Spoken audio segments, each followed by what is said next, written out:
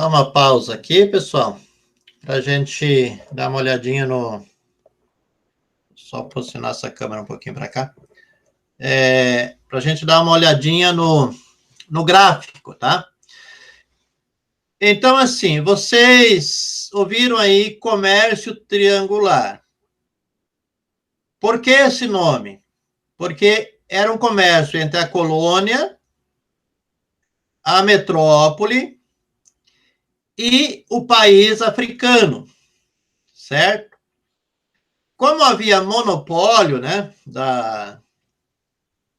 das metrópoles sobre as colônias, então, no caso do Brasil e no caso da América Central aqui, em relação à Espanha, o comércio sempre era saindo da colônia, indo para a metrópole, né, para a Europa, e aí a Europa, então, indo até a África com aquele produto para comprar o escravo lá, o mesmo comércio lá das Índias, né, para comprar os condimentos lá, as especiarias, e aí a metrópole, no caso da Europa, é que trazia aquela nova mercadoria para a colônia. Sempre funcionava assim. Colônia, metrópole negociava lá na África, na Ásia, e retornava para a colônia algum produto que era necessário para o segmento aí da população, tá? Então, esse gráfico aqui, ele mostra o comércio de escravos, né? A gente vai falar um pouquinho sobre o comércio de escravos. E também, antes disso, quero falar que, como o professor ali falou, o comércio com a América do Norte, ele não funcionava assim diretamente como aqui na América do Sul, né, e na América Central, na questão de Portugal e de Espanha. Por causa do monopólio colonial, então, tudo que a gente produzia aqui e que fosse para exportação, enviava para a metrópole, né? No caso, para Portugal, no caso do Brasil, e para Espanha, no caso aí das colônias espanholas. Lá da metrópole, né, lá da Europa, é que saía, então, essa mercadoria era levada para a África, ela comprava as coisas lá na África, ou lá na Índia, né, no caso, e trazida de volta, ou para a Europa, ou voltava aqui, então, para as colônias, tá? Já no caso da América do Norte, o comércio funcionava um pouquinho diferente, né? A Inglaterra, principalmente em relação às colônias do norte, que lá tinha as colônias do norte, central e do sul, conforme vocês já leram ali no texto, né? Então, a do sul, eles plantavam a monocultura, né? Especialmente matéria para exportação era o tabaco, fumo. Tabaco é fumo. E nas colônias do norte eram plantação mais policultura, que chamava, né? Vários tipos de plantação, mais para a subsistência deles e tal. Não era tanto para exportação. Então, a Inglaterra, né, que era, no caso, o país da onde esse pessoal veio, não ligava muito para isso, deixava eles meio à vontade ali. Daí o que eles faziam? Eles iam nas Antilhas, compravam lá o açúcar e o rum, que era produzido lá, o açúcar e o melaço, né? E aí do melaço eles produziam o rum, né? Não sei se vocês já assistiram aí os filmes de pirata aí, quando vocês forem assistir, presta atenção, quando os piratas estão meio bêbados lá, o que eles falam, né? E como é que é a música deles e tudo, né? Fala em rum, que é uma bebida forte que tinha na época. Aí, então, eles vendiam, eles mesmos levavam para a África, né? Sem passar pela Inglaterra, e lá eles trocavam por escravos, né? Trocavam por escravos o rum e fumo também, né? O tabaco, e traziam os escravos e ali vendiam. Eles não usavam, né? Na América do Norte, eles não usavam escravo, mas eles traziam para as Antilhas, né? Antilhas são as ilhas ali do Caribe, né? Que era de dominação espanhola, inglesa, francesa. Então, muitas ilhas ali, né, que é chamado de Antilhas, e ali produzia muita cana-de-açúcar. Então, esse era o comércio. Comprava o açúcar, comprava o melaço, transformava isso em rum, ia para a África, comprava os escravos, trazia e vendia ali. E dali eles vendiam também para as colônias do Sul. Então, é importante vocês saberem aí e gravarem. As colônias do Norte não tinham escravos, as do Sul tinham bastante escravo. Essa era a diferença na mão de obra, né, da colônia do Norte e do Sul. Então, o comércio de escravos. Nós olhando aqui nesse gráfico, nós vamos ver que 1551 a 1575, né, bem no comecinho ali da colonização do Brasil, então, nós temos aqui poucos escravos, né, vindo de fora, e a Espanha tem um pouquinho mais. Na verdade, tem bem mais, 3 ou 4 vezes mais.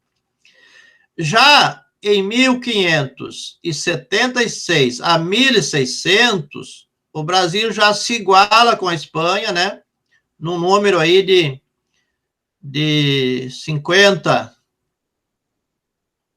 mil, né, no caso, 50 mil escravos aí, tanto da Espanha quanto do Brasil. Até esses dois gráficos aqui, essas duas colunas aqui, não havia tráfico de escravos lá na América do Norte. Por quê? Porque ainda não tinham ido os colonizadores para a América do Norte. Eles foram mais tarde. Então, 1651 a 1675, aí a Inglaterra já tinha mandado os exploradores lá para a América do Norte, né? Já tinham ido lá com navios e tal, já tinham colonizado aquela região. Então, já começam a aparecer, né? Então, ó, você vê que o Brasil deu um salto, né?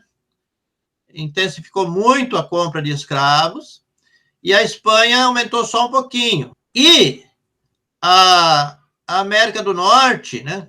Então, ela já começa aqui com uma quantidade bem grande de escravos, né? E as Antilhas, aí no caso, francesas, aqui tem esse gráfico, que já aparece, então, essas duas novas potências aí no tráfico de escravos. 1676 a 1700, então nós temos aqui o Brasil, de novo, com uma quantidade bem grande de escravos, a Espanha, né, cresceu um pouquinho, mas bem menos em relação ao Brasil. A América do Norte, né, a América Britânica, cresceu grandemente ali a sua quantidade de escravos, e as Antilhas também, né. Agora vamos para 1701 a 1720. O Brasil continua lá em cima, lá, 300 mil escravos nesse período. A Espanha, ela estabiliza nessa quantidade aqui, de 100 mil por período. Aqui também há um crescimento não muito acelerado da América do Norte, e as Antilhas também crescem bastante. E por último, então, né, o último período, que depois houve a liberação, né, a libertação dos escravos, 1741 a 1760, tá, que é o último do gráfico que nós temos, o Brasil está lá com 350 mil, né, nesse período, a Espanha fica ali, na casa dos 100, e a América do Norte vai lá acima de 350 mil, né, assim, talvez 370, uma coisa assim. E as Antilhas também tem um número bem grande aqui, cerca de 300 mil escravos. Então, esse era o comércio, né? Então, a gente hoje acha inexplicável a questão da escravidão, né? E ainda bem que veio a abolição, o mundo parou de pensar nisso, mas só que é importante saber que a escravidão ela não era só com povos africanos. A mais moderna, né, ela foi com povos africanos, mas a história conta de escravidão de todas as raças, de todas as etnias, e normalmente os países que perdiam na guerra, né, acabavam se tornando escravos. Um dos exemplos fortes que nós temos é a Grécia, que era um país tremendamente civilizado, pessoal de uma sabedoria muito grande, os filósofos tinham surgido todos ali, a maioria deles ali na Grécia, e quando a Grécia foi dominada pelo Império Romano, os gregos se tornaram escravos dos romanos, né? A ponto de que tinha escravos com uma sabedoria tremenda, de um cidadão romano, de um patrício romano, que às vezes até analfabeto era, né? Então, a escravidão ela não era uma coisa assim exclusivamente do povo da raça negra que era escravizado, não. Ela aconteceu em todos os níveis e por todos os motivos. Inclusive, dos questionários que eu mandei para vocês responderam isso aí, né? Então, só para a gente saber, porque a gente se relaciona mais, né, e tem mais em mente a questão aí da escravidão negra e tal, porque é a nossa realidade, mas não historicamente, não é a única nação, a única raça que foi subjugada à escravidão, a África, não. Todos os povos, em tempos diferentes, por motivos diferentes, foram escravizados, né? Ou porque perderam na guerra, ou por um motivo, ou por outro, eram vendidos como escravos. E hoje nós não temos mais escravidão, mas continuamos tendo necessidade de fazer certas coisas que a gente também não gostaria de fazer, né? Num sistema diferente, a gente ainda é servo de alguma coisa, né? Tá? A gente é refém de alguma coisa ou de alguém ainda, até hoje. Pior, eu acho, né? Pior do que a escravidão africana é a moeda de troca, né? Porque eles não eram comprados, normalmente não eram comprados por dinheiro, eles eram comprados por rum, por cachaça, por fumo.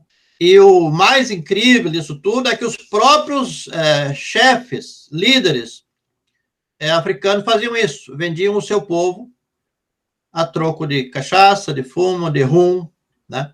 Então, isso eu acho mais triste do que a própria escravidão, sendo que nenhuma coisa nem outra não se justifica, né?